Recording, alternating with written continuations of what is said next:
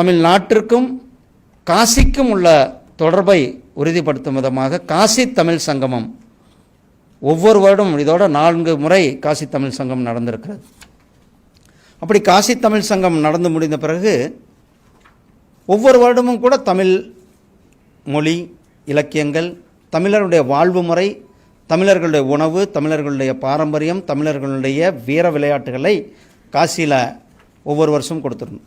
இந்த முறை காசியிலிருந்து ராமேஸ்வரத்திற்கு, அங்கிருந்து யூபியிலிருந்து வாரணாசியிலேருந்து வர வச்சிருந்தோம்.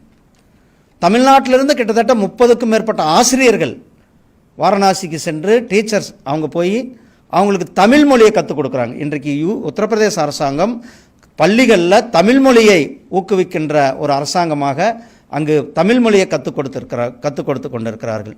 கிட்டத்தட்ட 300 மாணவர்கள் அங்கிருந்து ராமேஸ்வரம் வந்து தமிழ் மொழியை அவங்க படிச்சுட்டு போயிருக்கிறாங்க. அப்போ தமிழ் இன்றைக்கு புதிய தேசிய கல்விக் கொள்கை கொண்டு வந்த பிறகு ஆரம்ப கல்வியில் தாய்மொழியை கொண்டு வரணும் அப்படின்றது.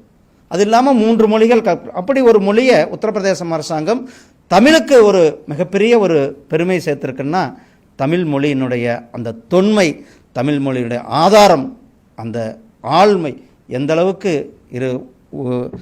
ரூட்டில் வந்திருக்கிறது என்பதை நமக்கு காட்டுகிறது.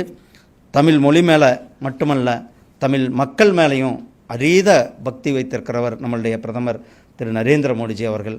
அதனால தான் நேற்றைக்கு கூட தமிழ்நாட்டுக்கு வந்து கிட்டத்தட்ட 5000 கோடி ரூபாய் அளவுக்கு தமிழ்நாட்டினுடைய வளர்ச்சி திட்டங்களுக்கு நிதியை கொடுத்துட்டு வந்திருக்கிறார். இங்கே நம்மளுடைய மரியாதைக்குரிய இராணுவ அமைச்சர், நம்மளுடைய ரயில்வே அமைச்சர் அவர்கள் இருந்து கொண்டிருக்கிறார்கள்.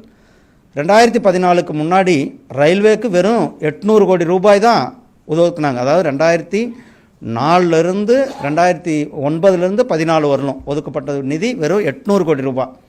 ஆனால் இவர் வந்து போன வருஷம் 8000 கோடி ரூபாய், இந்த வருஷமும் 8000 கோடி ரூபாய். அப்போது 800 கோடி எங்கே இருக்கிறது, 8000 கோடி எங்கே இருக்கிறது? தமிழ்நாட்டினுடைய வளர்ச்சிக்கு இன்றைக்கு அதிகமான நிதியை கொடுத்து கொண்டிருப்பது நம்மளுடைய அரசாங்கம், நம்மளுடைய மத்திய அரசாங்கம். கிட்டத்தட்ட எக்மோர் ரயில்வே ஸ்டேஷனை மட்டுமே கிட்டத்தட்ட 800 கோடி ரூபாய் செலவில் அந்த ரயில் நிலையம் மேம்படுத்தப்படும். அது மாதிரி 79 ரயில் நிலையங்கள் மேம்படுத்தப்பட்டிருக்கிறது. பாம்பன் ரயில் நிலையம், அதேபோல் இன்றைக்கு திருச்சிராப்பள்ளி விமான நிலையம். நம்மளுடைய மாண்புமிகு பிரதமர் திரு நரேந்திர மோடிஜி அவர்கள் நம்மளுடைய ஸ்ரீரங்கம் கோபுரத்தினுடைய முகப்பை வச்சு அங்கே போனீங்கன்னா நம்மளுடைய தஞ்சாவூர் பெயிண்டிங், நம்மளுடைய தஞ்சாவூர்னா நம்மளுக்கு எல்லாரும் தெரியும், நம்மளுடைய தஞ்சாவூரினுடைய புகைப்பட கலைஞர்கள் வரைகின்ற அந்த பெயிண்டிங் வந்து உலகம் முழுவதும் பிரசித்தி பெற்றது.